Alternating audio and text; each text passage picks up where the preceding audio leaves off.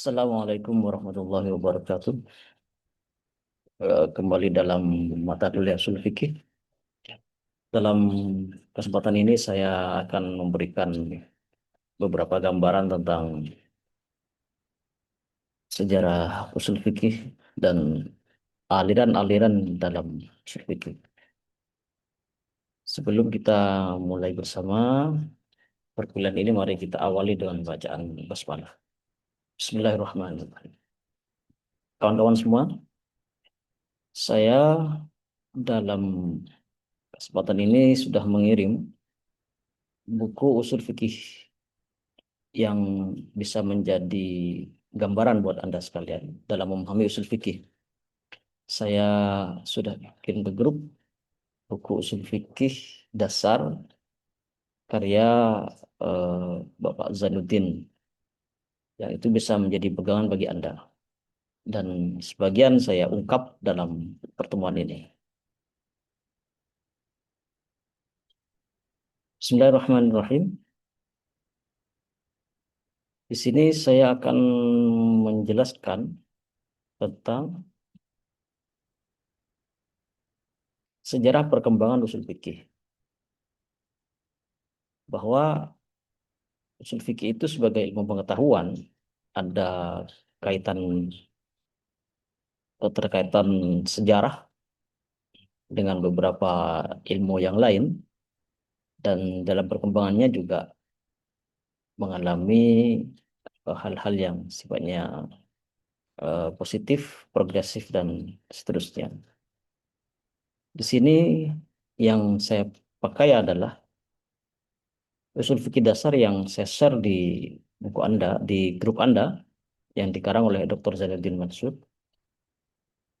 Anda kalau mau bisa memahami ini, insya Allah eh, memiliki pengalaman yang belajar, pengalaman belajar yang baik lah ya. Selain di sini ada beberapa hal yang menurut saya penting, maka kemudian saya share di grup dan bisa Anda baca sendiri. Kalau kemudian kita perlu membahas manfaat usul fikih.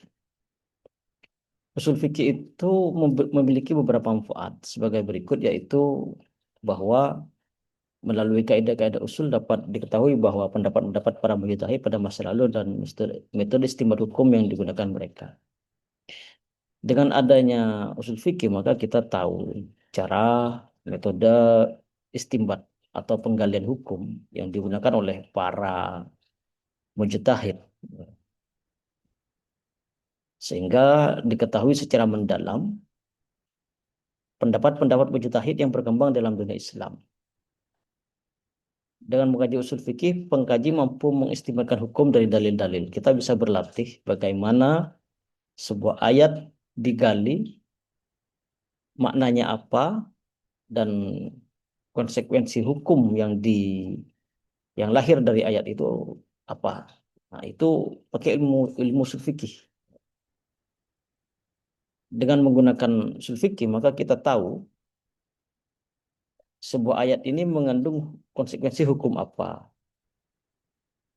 Kalau kemudian sebuah contoh ada ayat yang berbunyi hurrimat alaikumul maitatu, diharamkan bagi kamu sekalian al maitatu, memakan bangkai, maka berarti di situ konsekuensi hukum yang lahir dari ayat itu adalah keharaman memakan daging bangkai. Di mana diketahuinya? Ya dari kata hurrimat. Nanti dikaitkan dengan eh, konsep atau teori al-ahkamus syariah tentang hukum-hukum syariat, bahwa ada status hukum yang namanya haram dan seterusnya.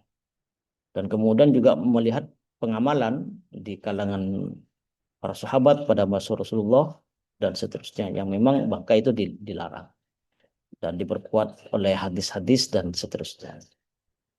Kemudian dengan mempelajari usul fikih, maka seseorang akan melakukan studi komparasi madhab, madhab fikih.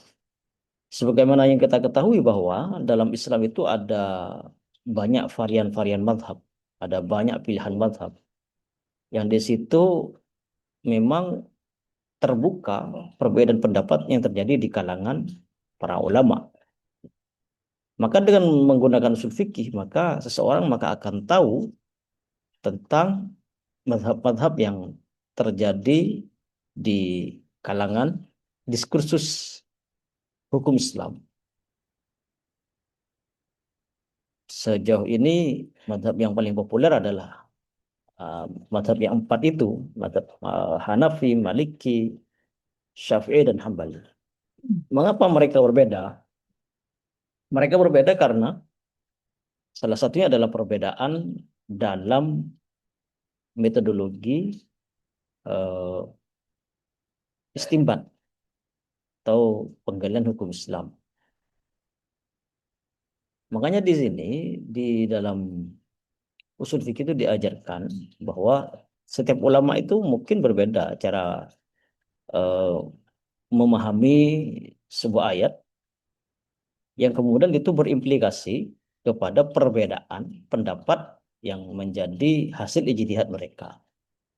Kemudian dengan usul fikih, maka seseorang mampu mengembangkan kaidah-kaidah usul fikih yang digunakan untuk menyelesaikan persoalan-persoalan yang terus muncul dengan perubahan sosial. Dengan adanya perkembangan pada zaman sekarang, maka boleh jadi kaidah-kaidah usul fikih itu bisa dikembangkan. Ini kalau mau saya. Kemudian dengan usul fikih maka kita akan mengetahui hikmah dan maqasid, tujuan-tujuan hukum syariat. Semakin belajar usul fikih maka akan makin memahami apa yang menjadi tujuan bagi sebuah hukum yang diberlakukan. Mengapa kemudian zina diharamkan? Para ulama menggali hikmah di balik itu semua, yang ternyata salah satunya adalah untuk hifdzun nas, untuk menjaga keturunan. Keturunannya terjaga, nasabnya terjaga, ayahnya jelas, ibunya jelas, dan tidak ada simpang siur. Yang kemudian dengan kejelasan nasab seorang anak, maka kepada siapa ditumpukan kewajiban nafkahnya, tidak ada permasalahan di situ. Sehingga si anak terjamin masa depannya, ada yang memikirkannya, ada yang mengurusnya, dan seterusnya. Itu adalah sekelumit dari contoh maqasidus syariah yang eh, sebenarnya masih banyak. Kemudian perlu dijelaskan bahwa usul fikih ini bagaimana perkembangannya. Sebenarnya yang lebih dulu lahir itu adalah fikih. Ya. Fikih yang merupakan kesimpulan-kesimpulan hukum. Bahwa sholat itu wajib, bahwa zakat itu wajib, bahwa berjudi itu haram, bahwa riba itu haram, dan seterusnya. Daripada usul fikih yang berbicara tentang mengapa haram, mengapa sholat haram, mengapa sholat wajib, mengapa riba haram, mengapa jual beli itu mubah, dan seterusnya. Ya. Jadi realitasnya bahwa lebih dulu kesimpulan hukumnya daripada metodologi istimbat hukumnya. Makanya di sini dijelaskan bahwa fikih lebih dulu dikenal dan dibukukan dibanding usul fikih. Meskipun demikian usul fikih muncul bersamaan dengan fikih. Walaupun tidak terekspos saat itu juga. Fikih sebagai sebuah produk hukum pasti memerlukan suatu alat atau metode untuk menghasilkan produk hukum tersebut. Makanya fikih dan usul fikih tidak terpisahkan. Ya. Metode untuk menghasilkan hukum adalah usul fikih dan hasil dari sebuah metode penemuan hukum adalah fikih. Maka kembali pada zaman Rasulullah, segala persoalan yang memerlukan penetapan hukum diselesaikan oleh Rasulullah. Rasulullah sendiri yang kemudian menetapkan. Makanya pada masa itu fikih dan usul fikih tidak berkembang karena eh, semuanya tersentral pada Rasulullah. Nah, setelah Rasulullah wafat, fikih mulai muncul dan ijtihad sudah mulai dilakukan. Maka di situ ijtihad dilakukan untuk menjawab permasalahan-permasalahan yang muncul setelah Rasulullah meninggal. Yang paling nyata, ijtihad para sahabat adalah pembukuan Al-Quran. Pada masa Rasulullah, Al-Quran yang ada adalah merupakan serpihan-serpihan eh, turas, teks yang ditulis dalam pelepah kurma, dedaunan, di kayu, di batu, dan seterusnya. Yang itu masih terpencar-pencar disimpan di rumah-rumah sahabat. Kemudian muncullah ide untuk menyatukan Al-Quran menjadi satu kumpulan yang lengkap dari awal sampai akhir, yang penyusunannya sesuai dengan petunjuk dari Rasulullah, dan itu tidak serta-merta disetujui. Di situ ada perdebatan, di situ ada diskusi. Ya. Sehingga kemudian akhirnya disepakati bahwa karena di dalamnya ada kemaslahatan, dilakukanlah pembukuan Al-Quran. Ya. Nah itu terjadi pada masa setelah Rasulullah wafat. Ya. Maka kemudian dalam melakukan ijtihad ini, yang pertama kali dilakukan oleh sahabat adalah mengkaji Al-Quran. Jika tidak ditemukan di Al-Quran, maka dicarilah di hadis. Jika di dalam hadis tidak ditemukan, maka di situ menggunakan analogi kias, menggunakan mencari persamaannya dalam Al-Quran atau hadis dengan memperhatikan kemaslahatan yang dikehendaki nas. Sama halnya dengan pembukaan Al-Quran itu, apa kemaslahatan di dalamnya? Apa kebaikannya? Ketika Al-Quran dijadikan satu, menghindarkan Al-Quran dari kepunahan. Ya. Makanya kemudian dilakukanlah pembukuan Al-Quran. Dan ini bisa Anda baca sendiri ya. Ada banyak tokoh-tokoh penting di sini.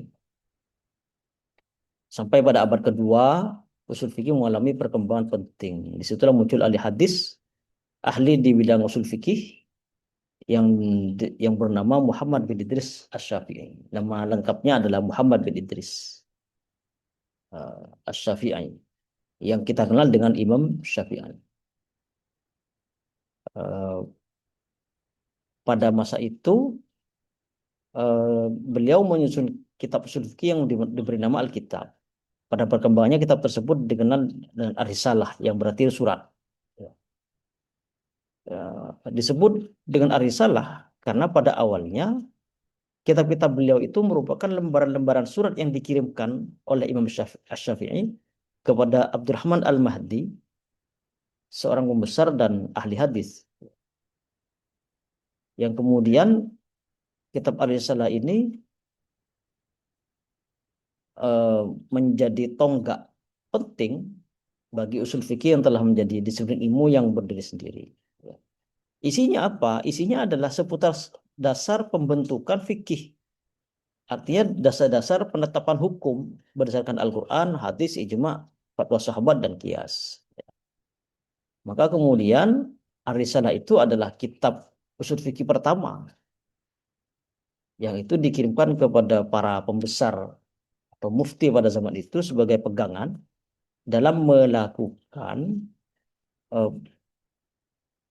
penetapan hukum yang menjadi tuntutan bagi para mufti yang saat itu menghadapi masalah-masalah yang baru muncul pada masa setelah meninggalnya Rasulullah SAW. Dalam usul fikih itu ada beberapa aliran ya, bahwa aliran-aliran itu ada yang disebut dengan aliran jumhur. Di kalangan ada itu dari kalangan Malikiyah, Syafi'iyah dan Hanabilah. Eh, Malikiyah itu adalah para ulama dari madhab Maliki. Ya. Syafi'iyah itu maksudnya adalah para ulama dari kalangan madhab Syafi'i, dan Hanabilah adalah ulama dari kalangan madhab Hambali. Yang disebut juga dengan aliran mutakallimin. Disebut mutakallimin karena di dalamnya banyak ulama-ulama ahli ilmu kalam. Seperti Qadhi Abdul Jabbar, Juwaini, Al-Ghazali, dan seterusnya. Aliran mutakallimin ini mengedepankan kajian usul fikih secara teoritis, rasional, dan filosofis. Penyajiannya tidak disertai contoh, tapi dibangun berdasarkan teori baku yang bisa digunakan dalam diterapkan dalam ayat-ayat atau hadis-hadis sehingga menimbulkan eh, kesimpulan hukum. Di situ kemudian aliran mutakallimin ini tidak berdasar kepada mazhab fikih tertentu, ya, tanpa mengacu pada fikih tertentu. Aliran yang kedua adalah aliran Ahnaf yang dikembangkan oleh mazhab Hanafi. Ya. Ada yang menyebutnya sebagai aliran fuqaha, ya. Tapi yang populer sebenarnya mazhab Ahnaf. Ya. Aliran usul fikih Ahnaf. Ada mutakallimin, ada Ahnaf. Disebut Ahnaf karena dikembangkan oleh mazhab Hanafi. Yang di sini dilengkapi dengan contoh-contoh. Ya. Mereka melakukan ini karena Imam Abu Hanifah tidak meninggalkan kitab ushul fikih, tapi hasil ijtihadnya banyak. Imam Abu Hanifah adalah nama lain Imam Hanafi. Jadi Imam Hanafi itu banyak memberikan penetapan hukum dengan kualitas dan keluasan keilmuan beliau, tapi beliau tidak meninggalkan kitab ushul fikih, maka kemudian dirumuskan usul fikih berdasar pada hasil fatwa Abu Hanifah dan murid-muridnya. Sehingga